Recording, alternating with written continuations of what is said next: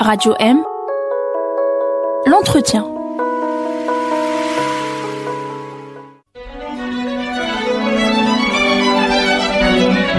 Pour bien s'entendre, il faut bien s'écouter. Rendez-vous sur M, la petite radio du Grand Maghreb.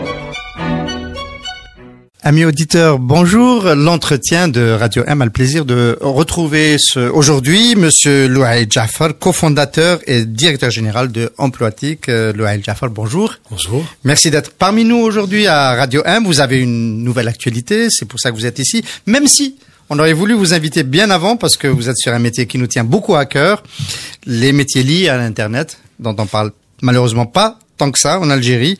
Vous venez de lancer NovoJob et Talenteo, deux plateformes dédiées à l'emploi et nouveauté, deux plateformes africaines avec des partenaires. Vous allez nous expliquer, pour commencer cette émission, qu'est-ce que c'est NovoJob et qu'est-ce que c'est Talenteo.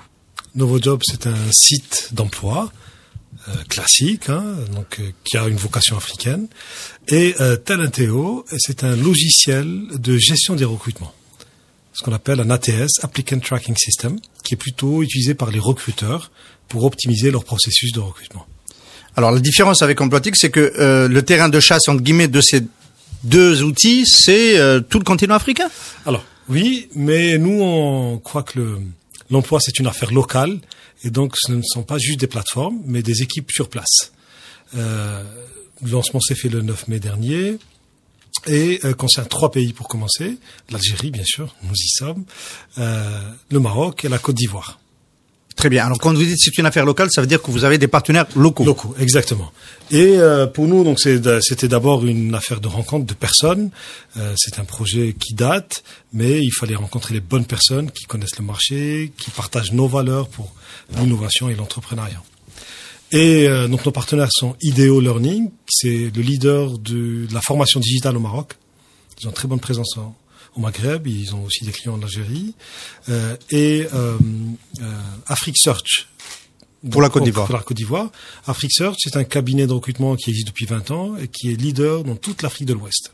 Alors, qu'apporte dans ce partenariat les parties locales et qu'apporte Emploatic? Emploatic, évidemment, apporte la techno, disons une partie de la techno, parce qu'il y a une deuxième partie qui est développée en commun. La partie techno, la partie métier, les partenaires locaux aussi la partie métier, parce qu'ils sont pas très loin des RH ou du recrutement, et aussi la connaissance du marché, le fait qu'ils existent, d'avoir des clients, de pouvoir ouvrir des portes plus facilement. Alors, et puis le management local dans les pays géré par les partenaires locaux. La partie techno, ça veut dire que vous avez développé une partie du logiciel de recherche de suivi des recrutements. Aujourd'hui, tout ce qu'on a travaillé sur Emploatic, aujourd'hui est visible et utilisé par des milliers d'entreprises et des centaines de milliers de candidats. Ça fonctionne bien. Ce qu'on a pris, cette base-là, nous l'avons améliorée avec ses partenaires pour le mettre dans un contexte international. Donc disons qu'on a travaillé sur la base d'Emploatic pour faire quelque chose d'autre. Alors, on va revenir sur Emploatic évidemment dans cette émission parce que c'est le tronc qui a permis ce développement. Mais comme c'est l'actualité, on voulait savoir. Donc, quand vous allez sur un marché comme cela, vous trouvez les bons partenaires. Vous dites que vous avez pris un peu de temps pour les trouver. Ensuite, il y a, j'imagine, un modèle d'affaires que vous partagez et que vous mettez en place. Et dans ce cas-là, j'imagine que c'est un règlement sur les recrutements effectués, c'est un tarif d'inscription sur les plateformes. Exactement. Sur NovoJob et Talenteo, c'est deux modèles d'affaires différents. NovoJob, c'est un site d'emploi, donc les entreprises peuvent afficher leurs offres d'emploi, accéder à une base de données de CV ou se montrer à travers les bannières et tout ça. Donc c'est plutôt un média de recrutement. Ça c'est quelque chose de classique qui existe partout et qui fonctionne assez bien. La deuxième partie du modèle d'affaires, c'est Talenteo. Et aujourd'hui, on a les recruteurs d'aujourd'hui, c'est pas le recruteur d'il y a 3, 4, 5 ans, c'est pas un recruteur qui va mettre une annonce quelque part et attendre comme ça de recevoir les bons candidats. Le recruteur d'aujourd'hui, il est proactif et il essaie d'anticiper. Et donc, il va chercher les candidats là où ils sont. Souvent, ils sont sur les sites d'emploi, mais ils sont aussi sur LinkedIn, Facebook, sur Twitter. Ils sont en candidature spontanée, ils viennent déposer leur CV dans l'entreprise. On reçoit leur CV par mail à travers des collaborateurs. Et donc les recruteurs d'aujourd'hui, parce que c'est plus facile de communiquer par Internet, reçoivent des tonnes de CV de partout. Et leur problème, c'est de ne pas avoir d'outils pour gérer tout ça. C'est pour ça qu'on a créé Talenteo. Donc Talenteo permet 3 choses principalement. D'abord, regrouper toutes les sources des candidatures dans un seul lieu. Une fois que c'est regroupé, on a des outils de productivité qui permettent aux recruteurs de classer ces offres-là par... Regrouper, est-ce que ça présuppose pas qu'il y a un format standard pour pouvoir les mettre sur... Non, justement, c'est tout le travail que nous avons effectué. Disons qu'il y a des formats standards au pluriel, on a pris les plus utilisés. Et ça permet ensuite de classifier. Ça permet justement, on a une application derrière de matching qui permet de comparer les besoins du client avec tous ces CV-là, de les ordonner selon la pertinence. Et les recruteurs ont beaucoup d'outils pour travailler en collaboration. Comme vous faites sur LinkedIn, vous taguez quelqu'un, vous envoyez un message, vous gardez quelque chose pour plus tard et tout ça. Alors le matching, c'est un algorithme, j'imagine, alors il est fourni avec la solution, qui est fourni dans Talenteo, qui permet de comparer les besoins de l'entreprise à ce que propose le candidat sur le CV et de faire donc une corrélation entre les deux et de sortir un taux de correspondance de chaque candidat par rapport à l'annonce. Donc ça, c'est la deuxième partie de Talenteo. Et la troisième partie, toutes ces données-là et tout ça permettent finalement au recruteur de savoir où il en est avec ses projets de recrutement, quelles sources ramènent plus de candidats, quelles sources ramènent de meilleurs candidats, quels sont les métiers sur lesquels il met du temps pour recruter, d'autres sur lesquels il recrute rapidement. Donc, 3 volets sur Talenteo, la partie de regrouper les annonces, les outils de productivité et les outils d'analyse. Les outils d'analyse permettant d'affiner ensuite les autres outils. Exactement. Permettant d'affiner les autres outils, surtout permettant au recruteur de savoir pour sa prochaine opération qu'est-ce qu'il faut, qu'est-ce qui marche pas. Si vous voulez, le constat, c'est pas propre à l'Algérie ou à l'Afrique, de toute façon, c'est partout dans le monde. Les ressources humaines, c'est les fonctions qui ont reçu le plus tardivement les outils technologiques. C'est-à-dire que, les ingénieurs... Parce qu'on priorisait le face-to-face dans le recrutement à la bonne... Non, aujourd'hui aussi, on privilégie le face-to-face. Sauf qu'il y a plein de choses qu'on peut anticiper, faire d'une façon mécanique, pour faciliter le travail. Aujourd'hui, il n'y a pas un comptable qui travaille par un logiciel. C'est devenu logique. Dans le marketing, ils ont pléthore de logiciels. Les commerciaux, ils ont des CRM. Oui. Et RH... ont des systèmes RH. Et ces systèmes-là, ils ne sont pas très très répandus dans ces marchés-là. Alors on peut, comme ça en novice, vu de loin, imaginer que vous avez quand même pas choisi la facilité en allant sur 2 marchés qui sont relativement matures, le Maroc et la Côte d'Ivoire, des pays ouverts, très insérés dans la mondialisation. Quels sont vos principaux concurrents en dehors des grands médias sociaux que vous avez cités depuis tout à l'heure?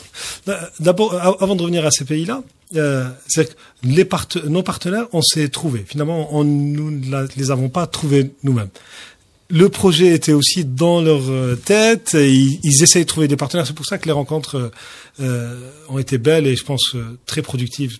On le voit déjà sur les 2 semaines du lancement. Donc, on s'est retrouvés mutuellement. Pourquoi ces marchés-là? Très simple. Aujourd'hui, l'Afrique présente les plus gros taux de croissance. D'accord? Tout le monde regarde l'Afrique. On a un avantage, on y est. Bon. Deuxièmement, nous, quand on s'est dit donc vers quel pays aller, on a regardé selon 2-3 paramètres, les plus grosses croissances et là où il y a du PIB et là où il y a les IDE. C'est ce qui fait qu'il y a de l'emploi. Donc on s'est dit, ok, Maroc, Côte d'Ivoire, c'est naturel. Il y avait aussi le Sénégal et d'autres pays d'Afrique pas francophones. On a choisi la francophonie parce que ça permet pour commencer, c'est plus facile. C'est plus facile. Donc, pourquoi ces pays-là? C'est d'abord parce que c'est des pays où il y a le marché, il existe, donc pas d'effort de créer le marché. Et deuxièmement, parce qu'on a rencontré les bonnes personnes. Et donc, c'est les personnes qui font le business. Nous, on croit pas... Ce projet-là, on n'aurait pas pu le faire seul. Est-ce qu'il y a des estimations de chiffre d'affaires pour ce type j'imagine que vous avez fait un business plan, que vous avez une idée. On a regardé un peu sur chaque marché avec donc nos partenaires IDEO et AfriqueSearch. On a regardé d'abord le niveau de concurrence. C'est pas le même dans les 2 pays. Ensuite, on a regardé c'est quoi les avantages comparatifs qu'on a par rapport à la concurrence. Là, nous sommes plutôt très à l'aise. Ensuite, on regarde le taux de pénétration du recrutement sur Internet par rapport au recrutement global. Donc, il y a plein de choses comme ça qu'on regarde pour essayer d'estimer est-ce que le marché vaut le coup de cette installation ou est-ce qu'il est promis à une belle croissance, ce marché? Aujourd'hui, oui, on pense que si. Parce que là, vous regardez Je pense que le Maroc attire c'est le premier pays en termes d'idéaux, là, le deuxième en Afrique, je crois. Rapporté au PIB. Voilà, rapporté au PIB, exactement. Et la Côte d'Ivoire, moi j'y étais 2-3 semaines, c'est extraordinaire, qui affiche 8% de croissance. Tout est à construire. Il y a des similitudes avec l'Algérie, hein, c'est-à-dire que ils sont passés par une période difficile et aujourd'hui le pays est en pleine construction, même si c'est pas complètement stable, on espère que ça va se stabiliser. Donc c'est des pays très dynamiques. Et dans ça, l'Algérie aussi, parce que on a beau, c'est très facile de critiquer, mais nous on a fait un énorme travail en 10 ans. Aujourd'hui, en pratique, c'est 60 collaborateurs, c'est 8000 entreprises qui recrutent. On va revenir tout de suite en politique, mais pour faire ce chapitre de l'exportation, je vais vous poser la question que je pose à toutes les entreprises ou chefs d'entreprise qui vont vers l'export. Comment ça peut se faire quand on est en particulier une société de services? Est-ce que vous avez besoin de dépenser en devises dans les pays où vous arrivez? Est-ce qu'il y a eu un mouvement de capital pour créer une boîte en commun? Et est-ce que vous êtes coltiné la Banque d'Algérie? Non, d'où l'intérêt d'avoir un partenaire local. Sincèrement, on n'a pas eu à faire tout ça. De toute façon, ça nous intéressait pas. Le partenaire local fournit tout ce qu'il faut comme logistique et nous, on fournit tout ce qui est la partie technologique. Donc finalement, nos dépenses restent en dinars. Et donc, on n'a pas eu... mais c'est vrai que s'il y avait à faire ça, ça aurait été très très compliqué. Alors j'ai bien noté, vous avez dit dans le comparatif, vous avez dit on peut être très performant sur les avantages comparatifs. Un développeur en Algérie, des solutions qui sont produites en Algérie, c'est compétitif sur le continent africain. Oui, complètement, si c'est bien fait. Nous, on a la certitude que ce qu'on a développé, c'est bien fait, parce que on fait un benchmark régulier sur ce qui se fait de mieux dans le monde. Oui, moi je pense qu'il n'y a pas de... C'est-à-dire que le développement lui-même, quelle que soit la solution, si elle n'est pas utilisée, on ne peut pas savoir si elle est bien ou pas. Nous, on est parti de là, c'est-à-dire c'est un constat aujourd'hui, et c'est ce qui rassure aussi nos partenaires, c'est que 10 ans, des milliers d'utilisateurs, des entreprises satisfaites, des anciennes internationales, qui nous recommandent aussi pour là-bas. Donc, du coup, ça permet d'asseoir la confiance nécessaire. Alors ça c'est en creux un peu le portrait de Emploatic aujourd'hui. Alors, vous nous disiez, vous en êtes où aujourd'hui en Emploatic en Algérie, sur le marché? Déjà, leader, oui. On fait tout pour garder cette position de leader. Et comment vous définiriez votre métier exactement? Nous sommes une entreprise technologique qui rapproche les entreprises des talents. Donc c'est comme ça qu'on se définit. On lie bien les deux choses, la partie technologique et la partie métier, parce que nos solutions ne sont jamais développées par les ingénieurs seuls dans leur coin. Il y a toujours une partie métier très très présente. D'ailleurs, nous, quand on a développé Talenteo, on a invité un certain nombre de nos clients à venir au bureau, à voir, à nous faire leurs remarques. Nous-mêmes, dans l'entreprise, on a un cabinet de recrutement qui a été utilisateur bêta de la solution. Donc, on définit, c'est une entreprise qui a une double culture technologique et RH. D'accord. Donc dans la plateforme BeFast, donc essayer de comprendre les besoins pour mieux les rapprocher, les besoins et les offres, candidats, les offres de services. Exactement. Et est-ce que vous avez, j'imagine, vous évaluez le taux d'efficacité de ce matching que vous organisez sur le marché de l'emploi en Algérie? Vous êtes une plateforme qui permet de recruter. Aujourd'hui, nous, on pose la question simplement aux entreprises. Est-ce que vous êtes satisfaites de la plateforme? Et sur ça, nous avons un taux de satisfaction qui est autour de 95%. Alors, une entreprise satisfaite, ce n'est pas forcément une entreprise qui recrute. On différencie bien. Notre travail, c'est de rapprocher l'offre et la demande, l'entreprise des talents. Mais le recrutement, c'est un contrat qui se fait entre les deux entités. Nous, on n'intervient pas dans ça. Donc, nous, on va pas mesurer notre succès à la réussite du recrutement, même si c'est la finalité de notre travail. Bien sûr. Notre travail, c'est que l'entreprise trouve les personnes. Après, vous savez, un contrat de travail, c'est compliqué. Ce serait en nombre de rendez-vous d'embauche? C'est-à-dire que nous, on a un indicateur très important sur lequel tout le monde travaille. C'est le delivery, ou notre capacité à livrer les bons candidats aux bonnes annonces. Donc, on a un taux comme ça qu'on calcule. Et nous allons donc automatiquement sur des annonces où il n'y a pas un bon retour intervenir avant même que le recruteur s'en rende compte. Et donc dès que ce taux est bien, on estime que notre travail est bien fait. Intervenir pour peut-être moduler la manière d'exprimer la demande. La manière d'exprimer la demande, de conseiller le client sur des choses qui n'existent pas sur le marché, pour qu'il revoie ses exigences, pour les modifier, pour changer des termes. Des fois, il nous arrive de faire du conseil pour écrire l'annonce différemment. Oui. Ou si l'audience de notre site ne suffit pas, aller vers des sites spécialisés, faire ce qu'on appelle du push, parce que les meilleurs candidats sont passifs. Oui, parce qu'ils savent que tout va leur arriver. Donc eux, il faudrait aller les chercher. Donc on a des systèmes pour ça. C'est tout le travail que fait notre équipe. On appelle pas ça service client, on appelle ça customer success, parce que pour nous, ils travaillent pour la réussite du client. Alors, le modèle d'affaires en Algérie, c'est pas la publicité. Non, ça c'est pour nous, les médias. Heureusement. Voilà. C'est vrai que c'est pas évident avec la publicité. C'est pas évident. C'est surtout les entreprises que vous payez pour trouver des candidats. Bon, évidemment, pour des raisons d'éthique d'abord, ensuite réglementaires, toutes nos prestations sont gratuites pour les candidats. D'accord. Donc ça c'est clair. Pour les entreprises, bien sûr, les prestations sont payantes. Et si vous voulez, on a 3 modèles d'affaires. Les entreprises qui commandent à chaque fois un petit service et le payent par la commande après. Il y a un deuxième type d'entreprises qui ont une visibilité de 3-4 mois, donc qui regroupent leurs commandes, qui achètent des petits packs. Et aujourd'hui, ce qui fonctionne le plus et le mieux, et de toute façon c'est la grande tendance sur le cloud et le web en général, c'est un abonnement mensuel, mais on a accès à tout le service. Pour finalement avoir moins de bureaucratie, moins de bons de commandes à signer, tout ça. Donc beaucoup d'entreprises aujourd'hui prennent de l'illimité. Donc all inclusif. All inclusif, exactement. Ils achètent un pack annuel, illimité, ils font tout ce qu'ils veulent. Et à ce moment-là, ça leur donne droit d'entrer sur toute la base de données en fonction d'entrer sur toute la base de données, de publier autant d'annonces qu'elles veulent, d'utiliser la technologie développée pour Talenteo, par exemple. Vraiment, elles ont accès à tout. Et du coup, nous, ce qu'on a remarqué c'est vrai que de notre côté, il fallait faire un effort très important sur le tarif pour que ça soit accessible. En même temps, on gagne du temps, c'est-à-dire on parle au début du contrat, de la partie commerciale, mais tout le reste, nos discussions sont concentrées sur la partie métier, recrutement. Et ça, nos clients et même nos équipes constatent que c'est très, très efficace. Alors, vous avez parlé de votre taille RH, des ressources que vous disposez dans vos dispositions en interne. C'est quelle proportion? On peut rappeler les chiffres et quelle proportion entre développeurs et plus ressources tournées vers les ressources humaines, on va dire. On peut couper ça en 3. Oui. Donc, le cœur et poumon, quelque chose comme ça. Donc, c'est la partie produit, donc développement, et la partie relation client. Donc, un tiers. Et l'autre tiers, c'est le support entre le marketing, l'administration et les finances.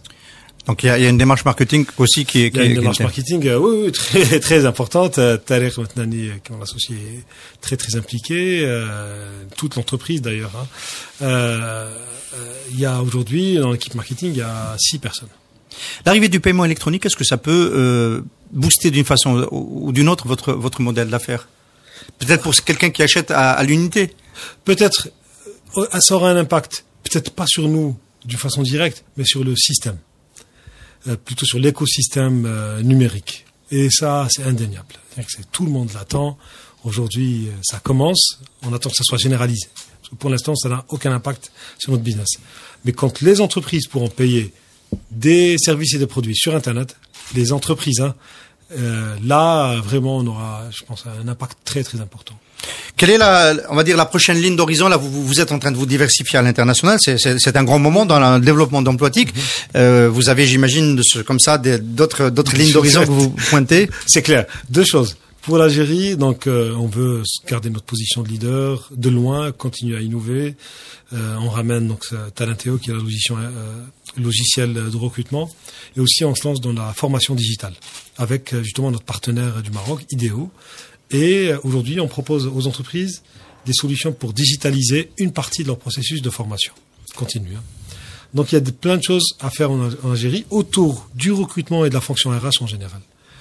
Pour ce qu'on a entamé pour l'international... On peut dire un mot sur la formation digitale, c'est-à-dire qu'on forme pour n'importe quel métier, mais en utilisant le digital. Oui, exactement. C'est pas une formation au digital. Non. C'est une formation qui utilise le digital. Exactement. Donc, c'est parti d'un constat très simple. Surtout pour un grand pays comme l'Algérie. Aujourd'hui, vous êtes une entreprise, vous organisez une formation. Plus de 50% de votre coût de formation va aller dans les frais logistiques. Transport, hébergement et nourriture. Et moins de 50% va aller dans la formation. On estime que c'est dommage. Bien sûr. Donc, on se dit, il y a quand même, la formation digitale pourrait aider à optimiser ce coût. Non pas annuler les formations présentielles, parce que rien ne remplace une rencontre d'un prof et ses élèves, ou d'un enseignant, un enseignant et ses étudiants. Mais c'est juste optimiser ce coût-là, parce que la formation digitale permet, d'abord, l'apprenant est actif. Parce qu'il choisit les heures, c'est sa formation, il est auto-évalué, tout ça. Ensuite, elle est flexible. Le temps. Il fait ça à n'importe quelle heure. Une entreprise qui a 20 cadres n'est pas obligée de se vider 3-4 jours pour la formation. Ils peuvent rester au bureau, se former 1 heure, aller travailler. Et donc tout ça permet de jouer sur les coûts, non pas forcément pour les réduire, mais mieux les répartir. Nous, on va pas vers les entreprises pour leur dire vous allez réduire vos coûts de formation. C'est pas l'intérêt. Mais juste, mettez plus d'argent dans la formation. Absolument. Vous le faites comme dans la configuration actuelle. Vous filialisez cette activité, Aujourd'hui, elle est filialisée, exactement. C'est c'est une prise de participation dans IDEO, qui est l'entreprise marocaine en Algérie. Voilà, donc c'est un partenariat vice versa. Donc, d'où si vous voulez le projet de Novojob et Talenteo, de plateforme africaine, il s'est fait naturellement. C'est une rencontre d'entrepreneurs. Avant que ça soit un projet purement business ou un projet d'entreprise, une seule entreprise. La formation, mais encore alors, la formation, donc ça c'est pour l'Algérie. Et puis sur Emploitique, on veut continuer à innover, on prépare plein de nouvelles choses pour l'année qui arrive. Sur l'international, donc on est parti avec le Maroc et la Côte d'Ivoire. Et notre objectif, dès la fin de cette année, ajouter 2 nouveaux pays. Toujours francophones, j'imagine. Exactement, parce que c'est plus facile. Et on voudrait garder ce rythme entre 2-3 nouveaux pays par semestre. Je pense que ça, il y en a pour 2-3 ans. Ça a de quoi vous occuper suffisamment. Exactement. Alors, Emploitique, on ne le sait pas toujours, mais vous avez aussi une expérience on va dire, dans un média, kharja.com. Ouais. Vous n'abandonnez pas ce métier. Non, enfin, Emploitique, nous on bien.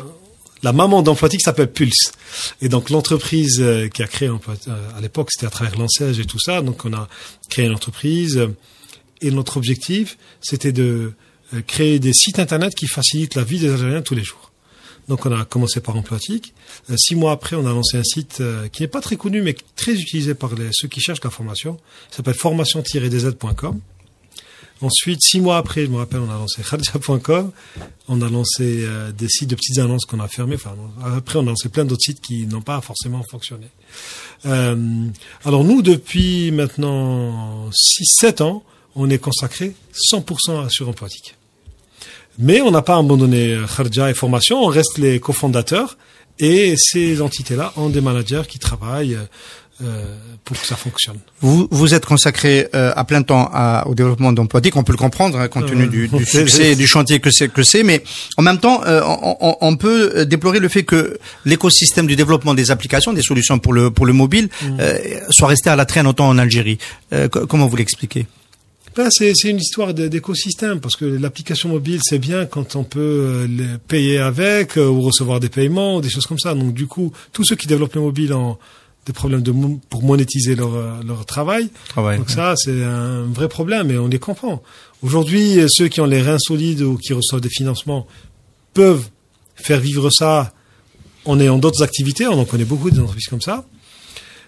Mais c'est pas évident. Aujourd'hui, l'écosystème du digital n'est pas... Il y a un modèle sur lequel les développeurs et les petites startups ont beaucoup compté, mais qui semble ne pas se mettre en place. C'est les opérateurs téléphoniques qui auraient pu mettre tous sur le store tout ce qu'il y a de plus intéressant et contribuer à partager l'utilisation, les revenus de l'utilisation avec les développeurs. Oui, certainement. Ça, sincèrement, je l'ai pas bien suivi.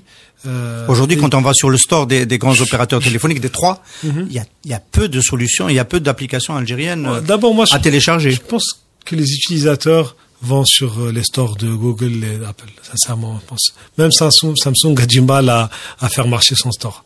Moi, j'y crois pas beaucoup des applications qui sont sur le store.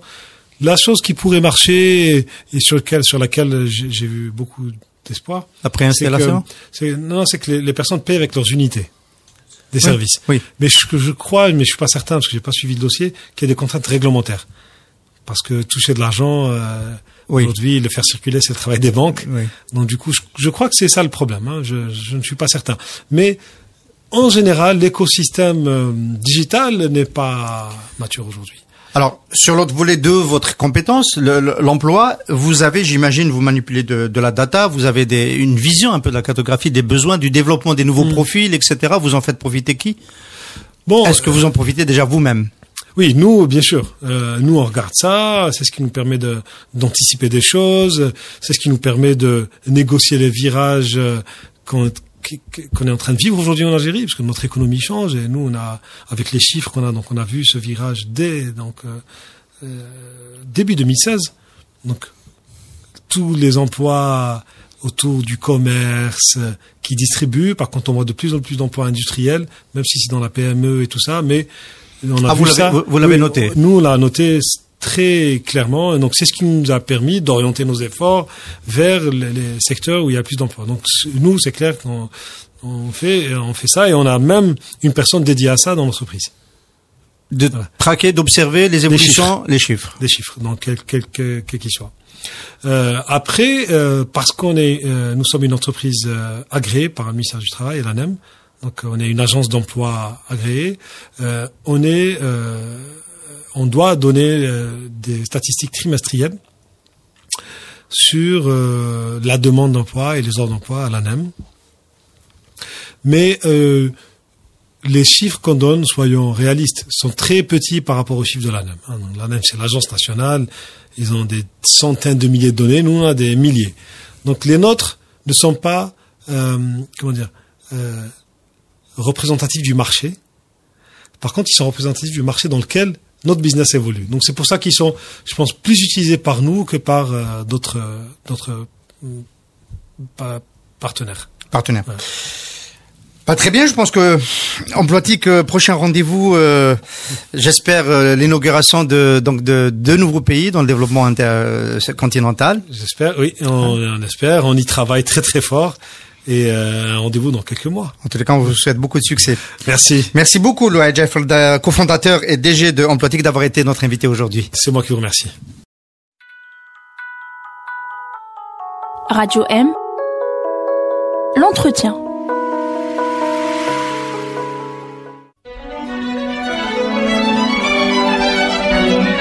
Pour bien s'entendre, il faut bien s'écouter. Rendez-vous sur M, la petite radio du Grand Maghreb.